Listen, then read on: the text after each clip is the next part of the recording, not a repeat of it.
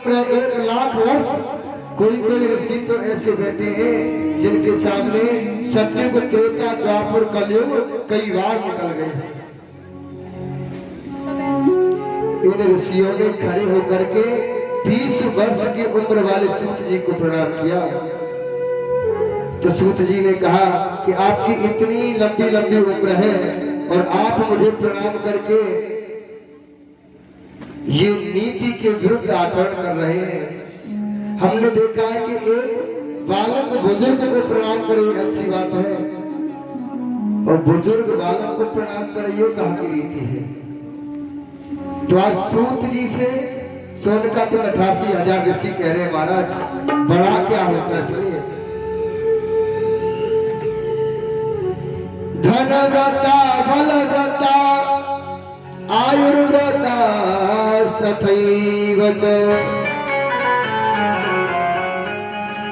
ते सर्वे अपि ज्ञानव्रताश्च किंकरा शिष्य किंकरा।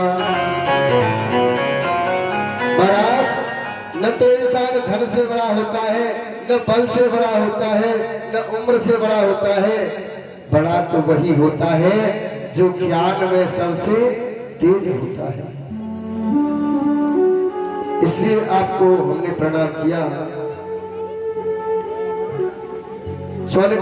सोनकादिक 88,000 ऋषि सूत जी से कह रहे हैं महाराज संसार के लोगों की बुद्धि विकृत होती जा रही है। हमें ये बताइए कि मानव जीवन का कल्याण कैसे होगा, हमें श्री कृष्ण के चरणों की भक्ति प्राप्त कैसे होगी। तो आदरणीय श्री सूत जी सोनकादिक 88,000 ऋषियों से कह रहे हैं कि मनुष्य शरीर क्या है।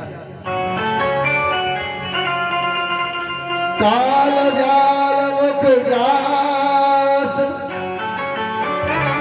त्रास निर्नाश हेतु। हमारा शरीर ऐसे समझो एक बहुत बड़ा अजगर है, उसके मुंह में हम बैठे हुए हैं। और हमारा शरीर कब तक सुरक्षित है जब तक वो अजगर अपना मुंह बंद नहीं करता। और जब अजगर ने अपना मुंह बंद कर लिया उसी समय हमारे लाइफ का स्विच ऑन हो जाता है। फिर कहते हैं भैया अब तो इन्हें 4 पाई से उतार लो। कहते हैं ना काल हमारे सर पे मरना रहा है। किसी से पूछा जाए कि भाई तुम्हारी उम्र कितनी हो गई, बोले 50 वर्ष।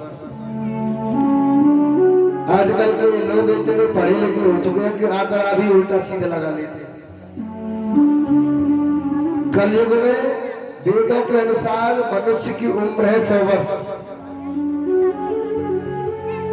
अब मान लीजिए किसी ने 60 वर्ष अपना जीवन यापन कर लिया। अब 60 वर्ष जब निकल ही गए तो उनकी क्या गणना करना। 100 रुपए व्यक्ति के पास है, उसमें से 60 रुपए खर्च हो गए तो फिर कितना बचेगा? 40 बचेगा ना। तो जो उम्र हमारी शेष बची है उसका आकलन कीजिए। जो निकल गई उसे तो छोड़ दीजिए, जो निकल गया वो वापस नहीं आने वाला। तरकस से निकला हुआ बाण, मुंह से निकली हुई जवान कभी वापस नहीं होती। श्री सूत जी ने सोनकादिक 88,000 ऋषियों से कहा मानव जीवन के कल्याण के लिए भागवत का उपदेश सुने। भागवत कथा का कभी कभी तो देवताओं को भी लाभ प्राप्त नहीं हुआ।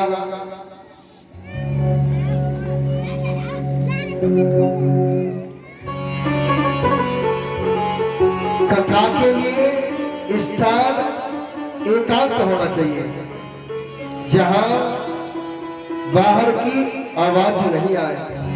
दूसरी बात होती है गान। भागवत कथा को सुंदर सुंदर भजनों से, सुंदर सुंदर श्लोकों के द्वारा, संगीत के द्वारा सजा करके गाएं। तीसरी बात आती है ज्ञान। भागवत को ज्ञान की दृष्टि से सुने। चौथी बात आती है ध्यान। भागवत को ध्यान पूर्वक सुने। जैसे एक विद्यार्थी के 5 गुण होते हैं ना, काक चेष्टा वको ध्यान स्वान निद्रा तथैव च अल्पहारी ग्रह त्यागी विद्यार्थी पंच लक्षण। विद्यार्थी के 5 लक्षण होते हैं। काक चेष्टा कोई जैसी निगाह होनी चाहिए। बगु ध्यान बगुले के समान होना चाहिए। श्वान निद्रा नींद कुत्ते जैसी होनी चाहिए। कुत्ता कितनी घनघोर नींद में सोया होगा आप पास से निकल जाना, एक क्षण में जाग जाएगा। अल्पाहारी कम भोजन करे और घर को तैयार करके विद्या का अध्ययन करे। लेकिन सबसे बड़ी बात तो ये है कि आजकल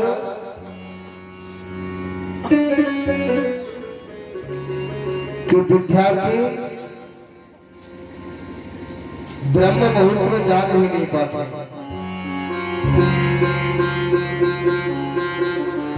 8 बजे जब सूर्य देव निकल आते तो मैया कहती है बेटा तो खड़े हो जाओ, रजाई में से मुंह निकालोगे। बोले चाय बन गई क्या? मैया ने कह दी कि नहीं बनी तो फिर मुंह बंद।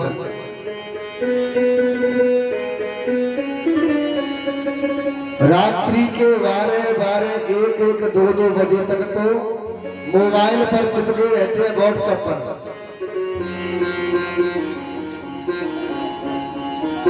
और फिर तो 10 बजे तक सोना ही पड़ेगा।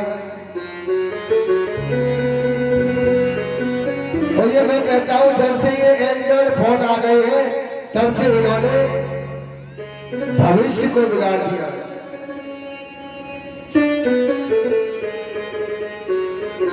बच्चे को ब्रह्म मुहूर्त में, ब्रह्म वेला में 4 बजे जाग करके पढ़ना चाहिए। और मैं ये प्रॉमिस करके कहता हूं कि 4 बजे एक बार जो बात याद हो गई, जो प्रश्न याद हो गया, वो जीवन में कभी आप भुला नहीं पाओगे। अगर कोई भूल जाए तो फिर हमसे बात कर लेंगे। इसीलिए तो पहले सभी ब्रह्म मुहूर्त में जागते थे। 5वीं बात आती है कान। भागवत के लिए कान बिल्कुल अटेंशन होने चाहिए। एक भी बात निकल नहीं जाए। सावधानी हटी और दुर्घटना घटी। इसलिए सावधान होकर के कथा को श्रवण करें। श्री सूत जी कह रहे हैं सौनकादिक 88,000 ऋषियों से एक बार देवर्षि नारद तीव्र गति से दौड़े हुए चले जा रहे थे। सनत कुमारों ने नारद को देखा और कहा कथम ब्रह्म नंदी नमुखा कुतश्चित्तातुरो भवान त्वरितं गम्यते कुत्र कुतश्चागमनं च। अरे देवर्षि नारद आप कहां से आ रहे हो और कहां के लिए जा रहे हो? हमने तो सुना है व्यक्ति के पास कितना भी कष्ट हो, देवर्षि नारद का दर्शन हो जाए तो सारे दुख नष्ट हो जाते हैं। और आज देवर्षि नारद स्वयं दुखी है। इसका कारण क्या है? तो देवर्षि नारद ने कहा महाराज क्या बताऊं, अहम तो पृथ्वी तो क्या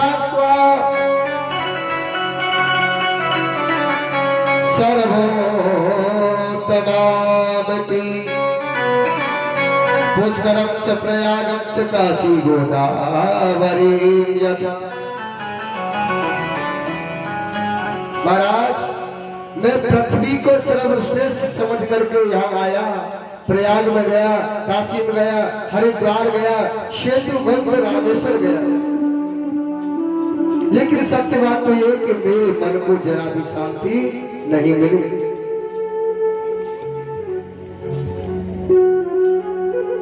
तरुणी प्रभुता गे श्याल को बुद्धिदायक। घर में देखो तो नई बहू की चलती है। कोई भी पुत्र वधू अपनी सास की बात नहीं मानती, और ऐसा आजकल बहुत हो रहा है। श्याल को बुद्धिदायक सलाहकार माता पिता या परिवारजन नहीं रहे, ससुराल वाले सलाहकार हो गए। एक बात बताइए, हमारे तुम्हारे यहाँ कोई अनुष्ठान हो, भागवत कोई कराना चाहे, कुटुंब परिवार वालों से कोई सलाह नहीं लेगा, सीधा टेलीफोन कहा जाएगा ससुराल। साले साहब से कहोगे हम 1 जून से भागवत करा रहे हैं, क्या आपके पास समय है?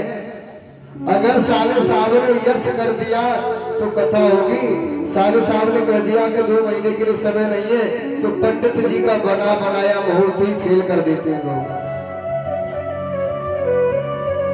और शास्त्र कहते हैं कि दीवार बिगाड़े आरो और घर को बिगाड़े सारो। अगर ससुराल वालों की ज्यादा सलाह लोगे तो घर का सत्यानाश होने में ज्यादा समय नहीं लगेगा। मैया काना फंसी मत करो, ये सत्य बात है। साले साहब की सलाह किसने ली थी?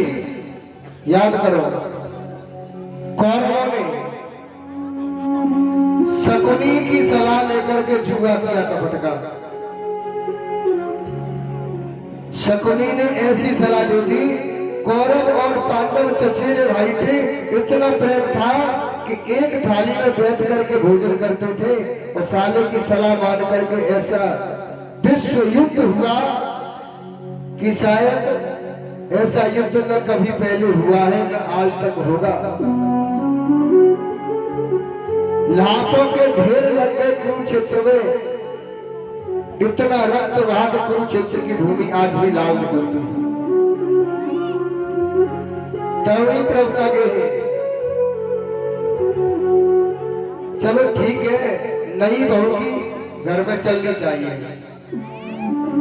क्योंकि जो बूढ़ी बड़ी अम्मन ने कहा ध्यान में कि चीनी कहाँ धरी है, कबूरों कहाँ रखो। चलो कोई बात नहीं है, लेकिन घर में कोई भी कार्य होता है तो अपने बूढ़े बूढ़े बुजुर्गों की सलाह जरूर लेनी चाहिए। बिना बुजुर्गों की सलाह के कोई कार्य नहीं करे। देवर्षि नारद ने संत कुमारों से कहा कि मैं वृंदावन में पहुंचा, वहां मैंने एक कौतुक देखा कि एक तरुणी यानी जवान स्त्री बैठी हुई है जो रो रही है, जिसकी गोद में 2 वृद्ध पुरुष पड़े हैं जो मूर्छित अवस्था में पड़े हैं। मैंने देवी से पूछा कि देवी तुम कौन हो? तो उस देवी ने कहा कि मैं साक्षात भक्ति हूँ, मेरी गोद में जो मूर्छा में पड़े हैं ये मेरे दोनों पुत्र ज्ञान और वैराग्य हैं। भक्ति देवी का जन्म हुआ द्रविड़ देश में, दक्षिण भारत में।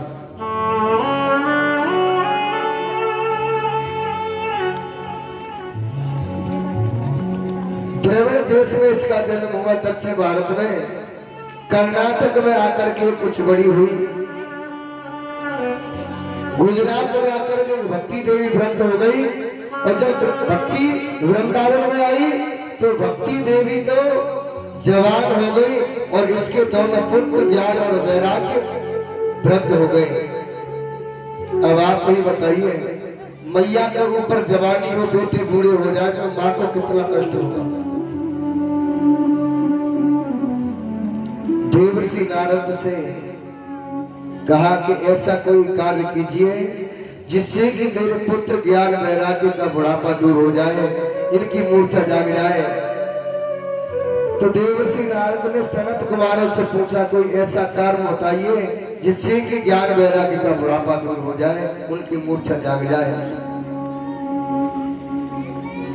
तो आदरणीय श्री सूत जी सोने का दिन 88,000 ऋषियों से कह रहे हैं, सनत कुमारों ने देवर्षि नारद के लिए भागवत का अनुष्ठान किया।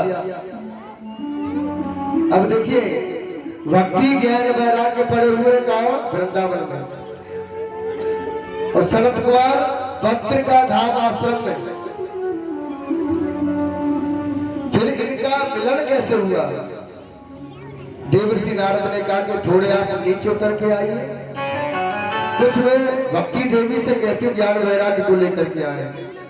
तो इन दोनों का मिलन हुआ हरिद्वार में, आनंद नाम के तट पर बहुत सुंदर व्यास मंच बनाया, जिस पर चारों भाई सनक सनंदन सनातन सनत कुमार विराजमान हो गए।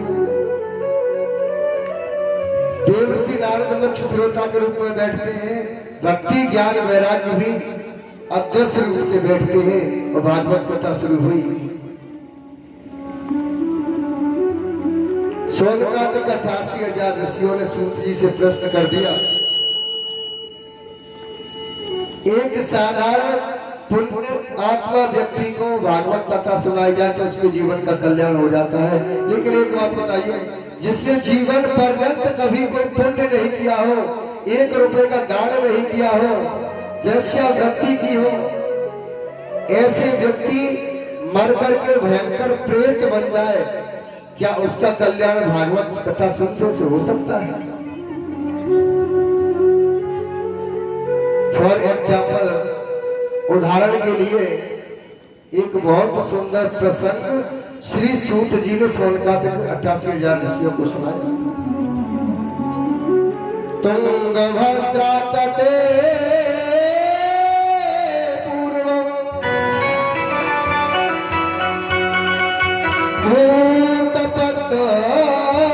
भूतपद्मनमोत्तमम्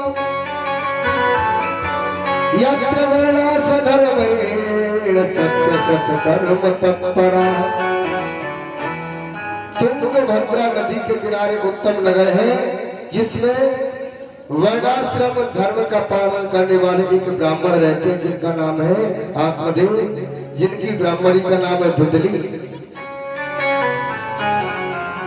ब्राह्मण वेद पाठी है, वेदों के आचरण के अनुसार चलते हैं, और धुंधली, जब तक ये धुंधली 2-4 पड़ोसियों के खोपड़े को नहीं फोड़ देती तब तक इसका भोजन नहीं पचता। और जब पंडित जी कथा करके लौटते हैं तो गंगा जल का लोटा लेकर के सामने आ जाती है, मानव सती अनुसुईया के बारे में पतिव्रता यही हो। बाबा तुलसीदास जी लिख रहे हैं, हो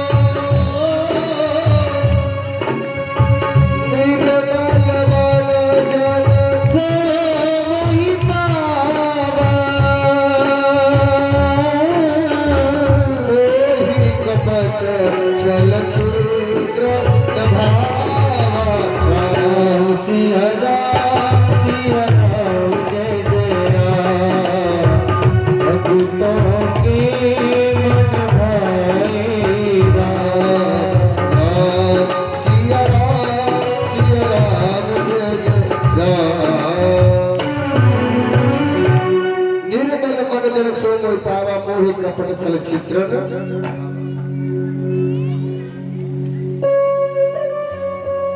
और एक बात और बताऊंगा आपको, घर को घर नहीं कहते, गृहिणी को घर कहते हैं। कितना भी सुंदर घर हो, कितना सुंदर महल हो, लेकिन घर में रहने वाली गृहिणी सुलक्षण नहीं है, उसके आचरण सही नहीं है, तो घर घर नहीं।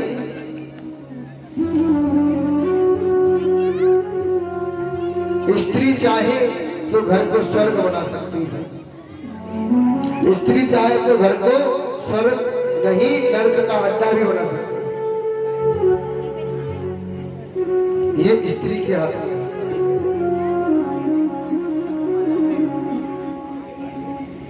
अब ब्राह्मण देव का सबसे बड़ा कष्ट तो ये है कि घर में भगवका देवी है।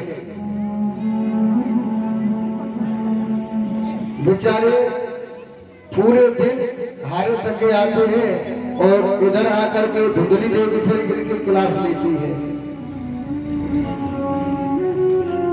दूसरा दुख ये है कि उनके यहाँ कोई संतान नहीं, जिसके यहाँ संतान नहीं होती दुनिया वाले उसका मुंह देखना भी पसंद नहीं करते। तीसरा दुख ये है कि उनके यहाँ एक गाय है, 4 वर्ष हो गए गाय ने कोई बछड़ा नहीं दिया। चौथा दुख ये है कि बार बार ये तुलसी का बिरवा लगाते हैं लेकिन तुलसी का बिरवा सूख जाता है। अब तो ब्राह्मण देव एक दिन रात्रि के समय निकल गए और एक कुएं में गिरने को हुए। भगवान एक संत का रूप धारण करके आ गए और कहा,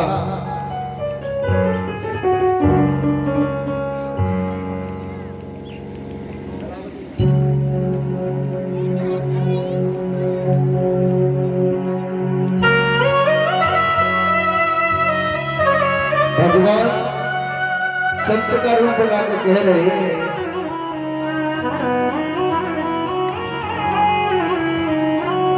कथं सिद्धिप्रं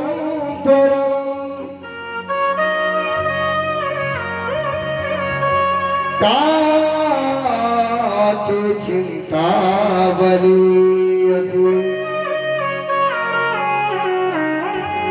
वदतं स्वत्वरं महं स्वस्य दुःखस्य कारणम्। हे ब्राह्मण देव, आप क्यों रोते हो? आपके दुख का कारण क्या है? कुएं में गिर करके क्यों मरना चाहते हो? तो ब्राह्मण ने एक ही बात कही कि अगर आप मुझे जीवित देखना चाहते हो तो मुझे एक पुत्र दे दो।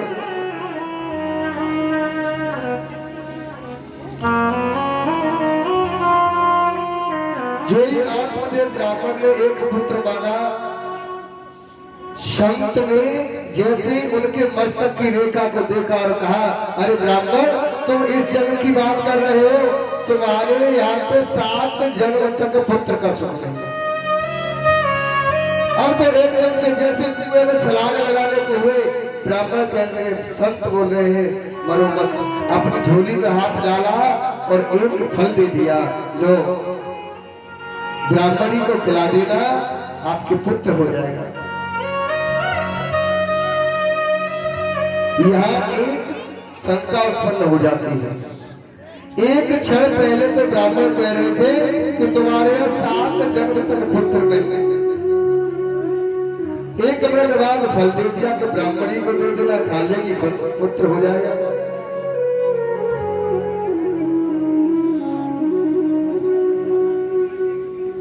क्या ऐसा हो सकता है? हाँ, हो सकता है। क्यों? एक गरीब व्यक्ति है जिसके पास 10 रुपए भी नहीं है, उसकी बेटी की शादी है, वो किसी दूसरे व्यक्ति के पास पहुंचता है और कहता है कि मेरी बेटी की शादी है, मुझे 2 लाख रुपए दे दो। तो सेठ जी ने कहा कि मेरे पास कैश तो नहीं है। उसने अपनी चेक बुक निकाली, 2 लाख रुपए का चेक भर दिया, अपने हस्ताक्षर कर दिए कि जाओ बैंक से निकाल लो। उस व्यक्ति ने जाकर के वो चेक बैंक में जमा किया। मैनेजर ने चेक को पास किया। तो क्या हिम्मत है उस कैशियर की कि उस चेक का भुगतान नहीं करे? क्यों? कि उस पर खाता धारक के हस्ताक्षर हुए पड़े हैं। ऐसे ही जो संत होते हैं ना, उन्होंने तपस्या रूपी भजन रूपी धन एकत्रित कर रखा है और संतों ने किसी को वरदान दे दिया तो उस परम पिता परमात्मा की भी हिम्मत नहीं कि एक संत के वरदान को मिथ्या कर दे।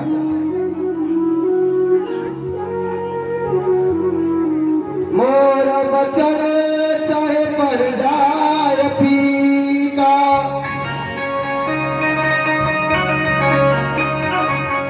संत वचन पत्थर की लीला, प्रबल प्रेम की पाल पढ़कर और प्रभु का नियम बदलते देखा,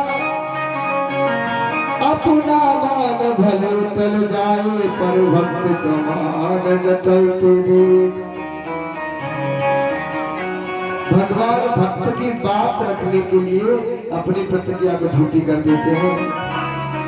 आत्मदेव ने जाकर के धुंधली को फल दिया, धुंधली ने फल गाय को डाल दिया, उसकी एक सहेली ने भड़का दिया, मेरे यहाँ 9 पुत्र है, 10वां पुत्र होने को है, जब होगा तुझे दे जाएंगे, मुझे तुम धन दे देना। उसकी सहेली के पुत्र हुआ, रातों रात धुंधली को दे गई। कुछ समय बाद गाय ने एक पुत्र को जन्म दिया जिसका नाम गोकर्ण पड़ा। दोनों के नामकरण किए गए। धुंधली ने अपने पुत्र का नाम रखा धुंधकारी। आत्मदेव ने गाय के द्वारा जो पुत्र हुआ उसका नाम रखा गोकर्ण, कि इसके गाय के जैसे काम नहीं। धुंधकारी बहुत अत्याचार करता है, वेश्यावृत्ति करता है, माता पिता का अपमान करता है। गोकर्ण का उपदेश मान करके आत्मदेव वन में चले गए और भागवत के 10वें स्कंद का इन्होंने पाठ किया और भगवान की भक्ति प्राप्त की। धुंधकारी 5 वैश्याओं को घर पे ले आया। वैश्या को घर की प्रेमी होती है, इसने अपनी माँ से धन मांगा। माँ के पास कहा धन था। धुंधली ने रात में कुएं में गिर करके आत्महत्या कर ली। धुंधकारी ने एक राजा के यहाँ चोरी की, अपार धन वैश्या को ला करके दे दिया। तो वैश्या ने सोचा ये तो पकड़ा जाएगा, मारा जाएगा, लेकिन हमको भी सूली पर चढ़ना पड़ेगा। उसी वक्त पहले तो इसे शराब के जाम पर जाम चुनाए, उसके बाद में 4 पाई पर रस्सी से कस दिया और इसके मुंह में अग्नि जला करके कोयले जलते हुए डाले और इसका वध कर दिया। और ये भयंकर पेट बन करके अपने ही महल में रहता है।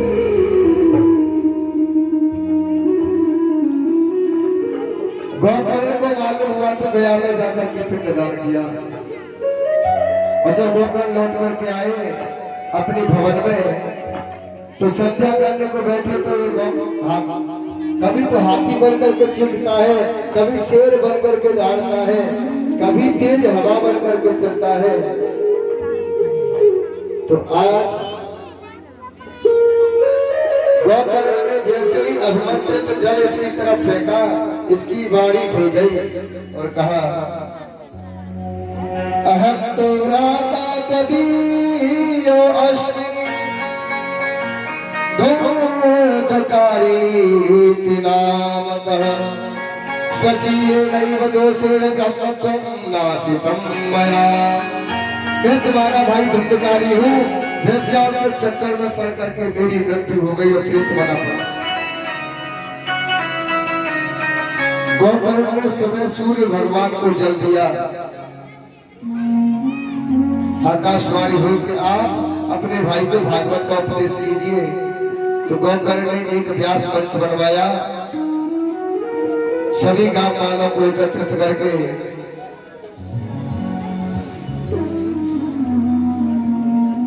केवल 5 मिनट में आरती होगी और आरती प्रसाद लेकर के चले जाएंगे। केवल 5 मिनट बैठ जाइए। आप ये नहीं समझे कि आप ही भूखे हमने भी सुबह से कुछ नहीं खाया है। भगवान की आरती प्रसाद कोई भी छोड़ करके नहीं जाए। सुंदर व्यास मंच बनाया, धुंधकारी को स्थान दिया। और जब भागवत कथा शुरू हुई तो जब हवा चलती है तो प्रेत का कोई शरीर नहीं होता, हवा इस धुंधकारी को उड़ा ले जाती है। धुंधकारी कहता है कि भैया मुझे तो कथा सुनने को नहीं मिल रही है, हवा उड़ा ले जाती है। तो एक 7 गांठ का हरा बांस व्यास मंच के ठीक सामने लगाया, जिसकी तोल में धुंधकारी के लिए स्थान दिया। धुंधकारी ने कथा सुनी। पहले दिन की कथा हुई तो एक ग्रंथि चटक गई, दूसरे दिन की कथा हुई दूसरी चटकी, 7 दिन की कथा हुई तो 7 ग्रंथियां चटक गई। और धुंधकारी देव रूप धारण के प्रकट हुआ।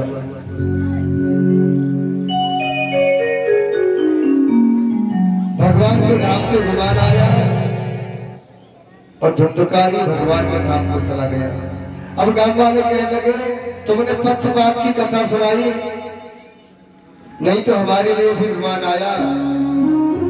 तो आज गौकर्ण ने कहा कि कथा तो वो ही है, केवल सुनने की पद्धति अलग है। कथा के श्रोता 3 प्रकार के होते हैं। पहले नंबर के होते हैं श्रोता। श्रोता होता है ना सुपारी काटने वाला, कटर कटर कटर करता है। कथा पाठशाला में एंट्री नहीं करेंगे, सीधी निगाह जाएगी व्यास मंच की ओर।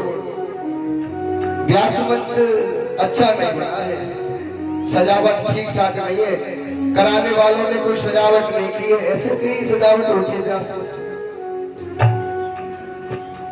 बताओ, सुनने वाले पसीना डाल रहे हैं, ना कूलर की व्यवस्था ना पंखा की व्यवस्था। फिर व्यास जी की ओर देखा, अरे व्यास जी चटगोला तो सुना भाई ना।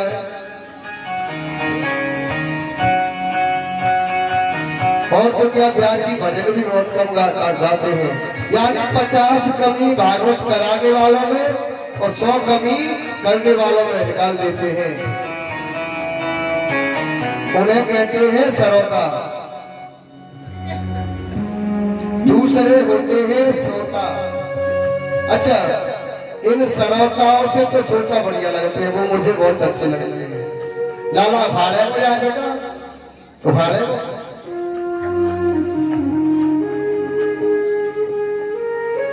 श्रोता कहते हैं घर में श्रीमती जी से परेशान है। घर में तो श्रीमती जी खिलाफ लगा देती है, तो इन्होंने सोचा कि चलो 4 घंटे आराम से भगवान के दरबार में कट जाएंगे। किसी खंभे का सहारा देखा, नेत्र बंद हुए, कूलर की ठंडी ठंडी हवा चल रही थी, नींद आई और खूब खर्राटे मार करके 4 घंटे सोते हैं। जैसे ही रांची ने आवाज लगाई, बोलिए वाके बिहारी लाल की, एकदम से हड़बड़ा करके खड़े हुए और प्रसाद लेकर के अपने घर को चले जाते हैं। अच्छा, कम से कम उनसे तो ये अच्छे हैं जो कथा में बात करते हैं, ये किसी को डिस्टर्ब तो नहीं करते कम से कम। तीसरे नंबर में सच्चे श्रोता होते हैं जो एक एक बात को सुनते हैं, अपने जीवन में उतारते हैं। कथा में बताए गए मार्ग पर चलते हैं, उनको कहते हैं सच्चे श्रोता। गौकर्ण ने पुनः भागवत कथा की और सभी व्यक्तियों के लिए पुनः स्वर्ग से विमान आया। बोलिए बाकी बिहारी लाल की जय। अब आइए इस कथा का हम और आप सार समझते हैं। सार क्या है? तुंगभद्रा नदी क्या है? तुंगभद्रा नदी ये संसार ही तो है जिसे हम और आप भव सागर कहते हैं, जिसमें हम और आप डूब रहे हैं। उत्तम नगर किसे कहते हैं? उत्तम नगर कहते हैं हमारे तुम्हारे शरीर को, जो 84 लाख योनियों में सर्वश्रेष्ठ बताया है। वड़ी भाग्य मानुष तन पावा और सुर दुर्लभ सब ग्रंथन गावा। उत्तम नगर हमारा तुम्हारा शरीर है और आत्मदेव जिसे कहते हैं हमारे शरीर के अंदर वास करती है जीवात्मा, उसे आत्मदेव कहते हैं। धुंधली धुंधली कहते हैं हमारी बुद्धि को, जो भेद बुद्धि है, अपने पराय का भाव रखते हैं, ऊंच नीच का भाव रखते हैं, उसी को धुंधली कहते हैं। धुंधकारी किसे कहते हैं? धुंधकारी कहते हैं हमारे इस मन को, जैसे धुंधकारी किसी की नहीं मानता था, ऐसे ये मन भी किसी की नहीं मानता। जैसे धुंधकारी ने 5 वैश्याओं का साथ लिया, ऐसे ही ये मन भी 5 वैश्या साथ में रखता है। शब्द, रूप, रस, स्पर्श और गंध, ये मन की 4 सहेली है।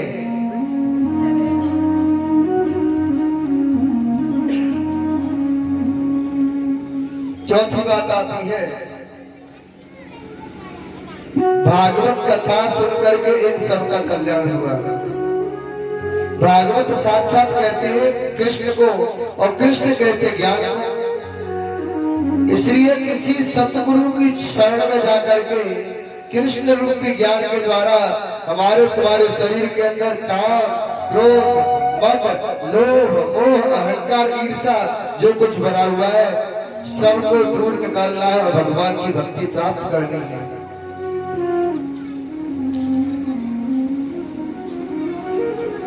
आदरणीय श्री सूत जी सोनकादिक 88,000 ऋषियों से कह रहे हैं कि जब इतनी कथा सुनाई, भक्ति और ज्ञान वैराग्य को सनत कुमार,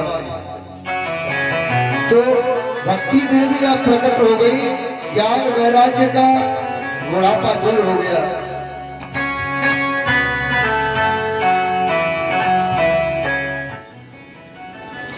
ज्ञान वैराग्य की मूर्छा जागृत हो गई, भक्ति देव प्रकट हो गई। इंद्रदेव मृदंग लेकर के आते हैं, उद्धव जी कांसा बजाते हैं, भगवान शंकर डमरू बजा करके नाचते हैं, देवर्षि नारद वीणा बजा करके नाचते हैं और साक्षात भक्ति देवी प्रकट होकर के नाचती है। आइए हम और आप भी उस घड़ी का आनंद लेते हैं।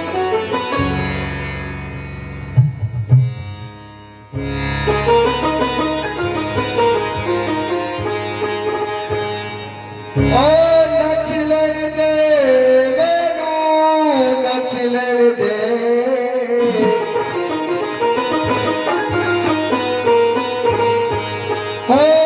नचलन दे मैनू, नचलन दे, मैनू नचना, मैनू नचना मोहन देना, आज मैनू नचलन दे, मैनू नचना मोहन देना, आज मैनू नचलन दे, मैनू नचना मोहन देना, आज मैनू नचलन दे, नचना शाम देना, आज मैनू नचलन दे, ओ नचलन दे मैनू नचलन दे, ओ नचलन दे मैनू नचलन दे, मैनू नचना, मैनू नचना मोहन देना, आज मैनू नचलन दे, मैनू नचना मोहन देना, आज मैनू नचलन दे।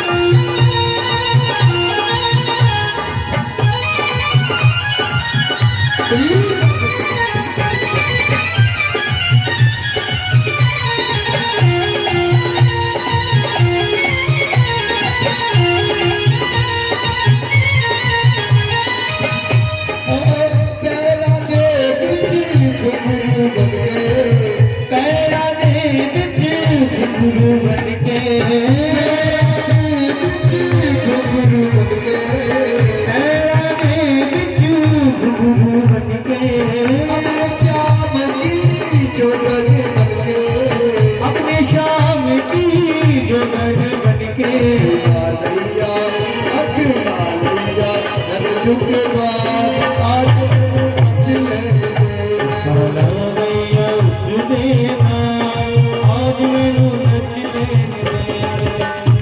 तो यहाँ आरती का समय हो चुका है। सभी अपने अपने स्थान पर खड़े हो जाए, सभी खड़े हो जाए और सभी को ठाकुर जी के दरबार में झूमकर के नाच कर हाजिर लगा। जो एक बार ठाकुर जी के दरबार में नाच लेता है उन्हें 84 लाख योनियों में नहीं नाचना पड़ता। बोलिए बड़े बिहारी लाल की जय। श्यामा तू है नंदगाम का मैं भी जटी है पंजाब रे। जय श्यामा तू है नंदगाम का मैं भी जटी है पंजाब दी। जटी है पंजाब दी तेरी कटुता जान दी। जटी है पंजाब दी तेरी कटुता जान दी। जटी है पंजाब दी तेरी कटुता जान दी। जटी है पंजाब दी तेरी कटुता जान दी। जय श्यामा तू है नंदगाम का मैं भी जटी है पंजाब दी। जय श्यामा तू है नंदगाम का मैं भी जटी है पंजाब दी।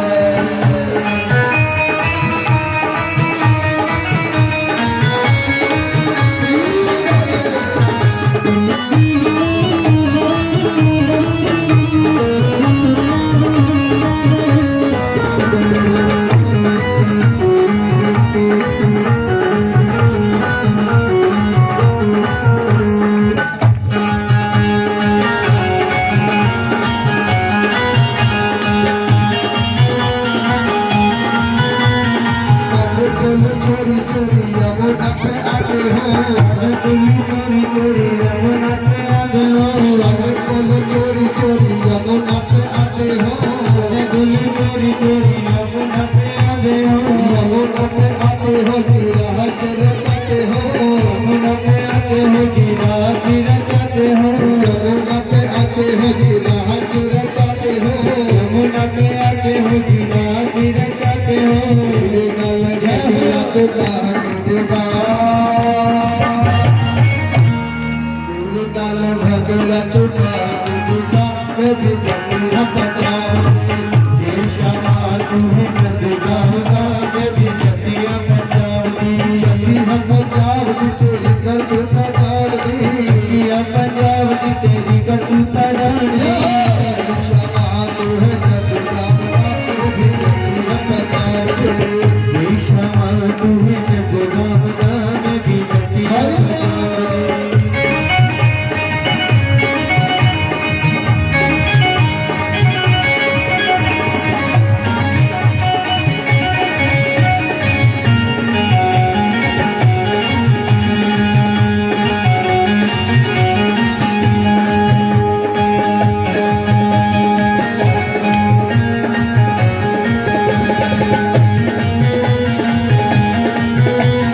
सारे कोले गोरे वृंदावन आते हो।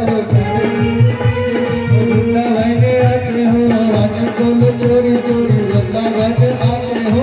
हरे दिल चोरी चोरी वृंदावन आते हो। वृंदावन आते हो जीरा से रचाते हो। वृंदावन आते हो जीरा से रचाते हो। वृंदावन आते हो जीरा से रचाते हो। वृंदावन आते हो जीरा से रचाते हो। मेरे गल रास रचा के देगा।